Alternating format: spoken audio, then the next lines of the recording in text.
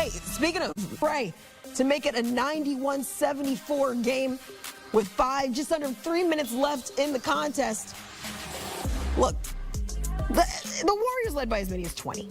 Houston got this one pretty fairly close, but weren't able to close it out in the third, and Golden State ran away with this one. Speaking of Curry finishing his night with 22 points, 10 boards, 7 assists, Buddy Hield leading the way with 33 on the day. But it wasn't quite enough as Golden State, the experience, the talent, the shooting of Steph Curry, they're moving on to the second round. Well, the Warriors' last ride, it ain't over just yet as we welcome in CBS Sports NBA analyst Bill Ryder and former coach and player Avery Johnson. So, guys, I was talking about this throughout this entire series. You know, you have this youth, you've got this experience, but it looks like experience did eventually outweigh the youth. The Warriors put things in overdrive as they'll be moving on. But, Coach, what stood out to you most from the Warriors' Game 7 performance? Well, the Houston Rockets need to go back in the laboratory when you're trying to play a zone defense against the Golden State Warriors. And then when you play a zone defense against the Golden State Warriors, you cannot leave two people open, Steph Curry and Buddy Hield. The zone is designed to force non-shooters like Draymond Green to shoot threes consistently. But for some reason, they allowed Buddy Hield to just go. Amen Thompson open. They dared him to beat him because they didn't want any of their three-point shooters to really get ignited from behind the three-point line. So solid strategy by the Golden State Warriors. I don't know what the Houston Rockets were doing on defense. Yeah, Coach is 100% right. And I'll just add that the combination of being young and inexperienced, Kiana, that you referenced, and the inability to shoot is a fairly toxic combination. Look, I think the Rockets have a really bright future. They're young. They were the 2 seed. This is incredible experience. Them coach knows better than anybody. You got to kind of work your way up to that championship resume and that championship experience they hope to have someday. But they need some shooters. They need someone to go out there and create some offense. Jalen Green is way too inconsistent, was largely inconsistent in this series. I love Amen Thompson, but he's not a guy, at least from a shooting perspective yet, that has that in his arsenal. This was a tale of two very different teams, even though we were in a Game 7. You had a squad in the Warriors who have been there, done that, and who obviously can hit shots when they have the chance. Coach just walked us through how Houston made that easier than they should have. And this is a Rockets team. Look, they get a lot of offensive rebounds. They get out in transition. They score a lot of points that way, but that's not going to get it done in a Game 7 against a team like the Warriors. Yeah, Coach, Bill touched on it a little bit because he said this is a Rockets team that has a bright future. But I think if we take a step back and just kind of look at their season as a whole, it was an impressive season for this young team. Now they're coming off their first playoff appearance since the 2019-20 season. Young talent, but in your mind, Coach, what's next for Houston? Well, I agree with Bill. I think they need not just some more shooting. They need some experienced veterans, to guys that potentially have won championships on other teams, to come in and really teach these young players. It's not always about telestration from the coach. Your best teams, it's about demonstration from their teammates out there on the floor. The coach can only do so much, draw up certain plays, but they need active veteran players that can really show them on a day in, day out basis how to be professional, how to take care of their bodies. Jalen Green, he needs to live in the weight room the entire summer because he looked fatigued. He needs to put on a little bit of weight, but adding some veteran players is definitely going to help their coaching staff because the best teams are player-led teams. Avery's 100% right. And what's really interesting here is that a lot like the Thunder a year ago, the Rockets decided to let it ride, didn't make a move at the trade deadline. Like Oklahoma City, Houston has really impressive young players, including some who don't get a lot of minutes, and a lot of draft picks in the years ahead. Unlike the Thunder, who let it – I mean, they added Caruso and they added Hartenstein in the offseason. But unlike the Thunder, this Rockets team, as Coach just walked us through, is missing something. They are missing that veteran leadership. They are missing that scoring. And they can go get it. Every expectation around the NBA from everyone I've talked to, and I'm sure Coach too, is that Kevin Durant is not going to be a Sun next year. He's going to be on the market. The Rockets might want to be in on Kevin Durant. We don't know yet if Giannis Antetokounmpo is going to make himself available, but certainly there are people who think that's very, very possible. Maybe that's a closer that the Rockets want to be in on. The good news for Houston is that they want to. They have the ability to go out and get exactly what Avery just talked about. They can go out and they can be superstars or it can be middle-of-the-road players, but they can go out and they can get help because they have the draft picks and they have the young players to do that if their front office is ambitious enough to do so in the offseason. I think, just talking to folks, I think they will be having gone out in the first round of the playoffs. I think they're going to see in this series, okay, we were good. We have a future, but we need to add the things Avery Johnson was just talking about. Yeah, absolutely. But now on the other side of this, we've got the Warriors moving on. We got this matchup against Anthony Edwards and this Timberwolves team. Golden State was 3-1 against Minnesota this season. That was without Jimmy Butler on the floor. So, Bill, how do you see? Give me your early projection. What are you looking for in this one? Paula's who the hell knows as an analysis. Is that good? Because I love both of these teams. So look, a little braggadocio here. I had the Warriors moving on, and I had the Timberwolves beating the Lakers.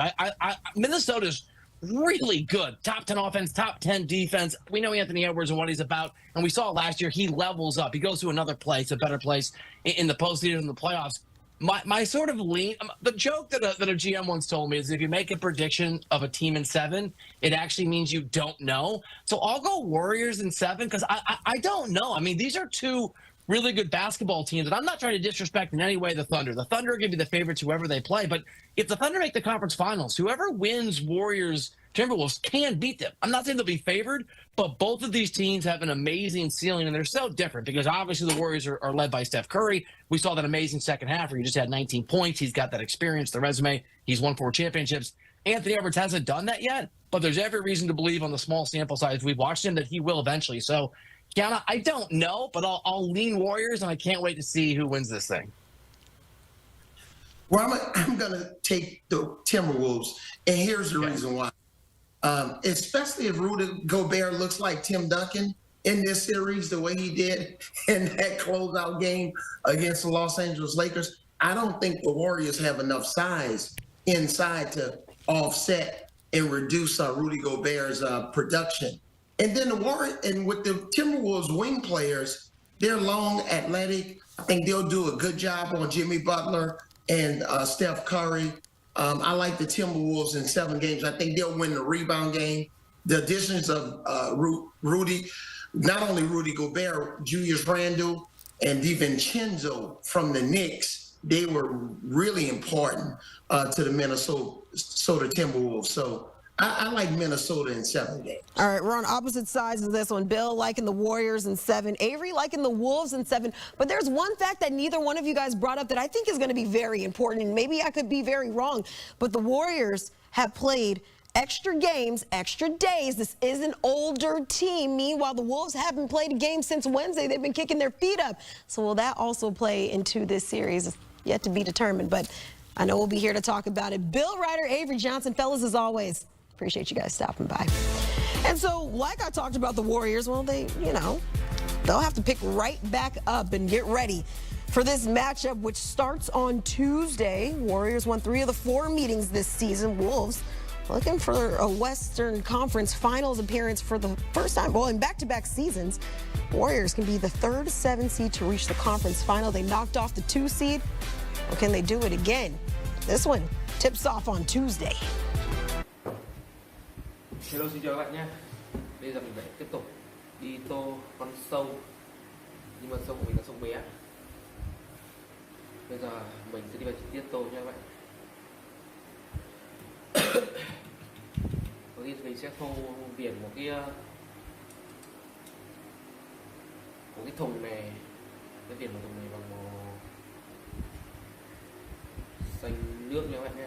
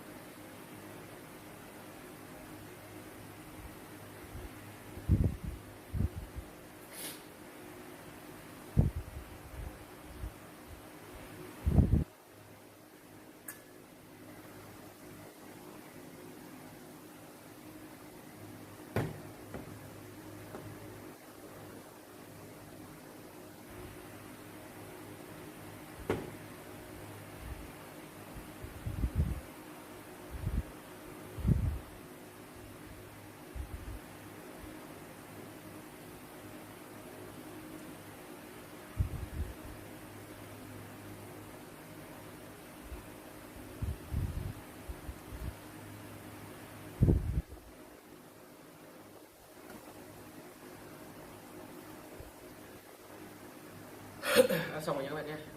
Bây giờ mình sẽ tô đến chữ lava. Chữ lava được sau con sâu. Mình sẽ tô màu xanh lá.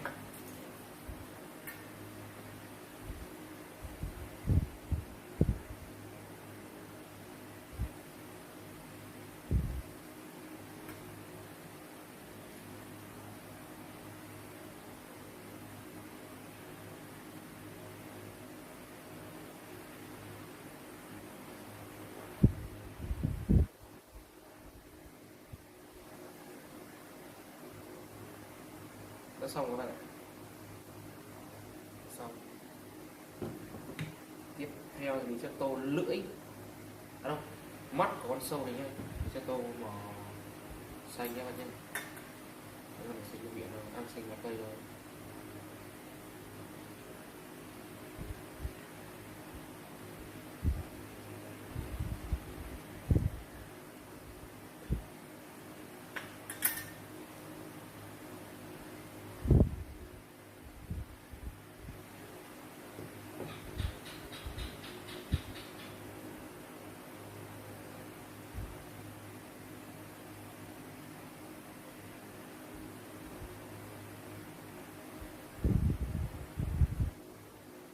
Ok rồi các bạn ạ.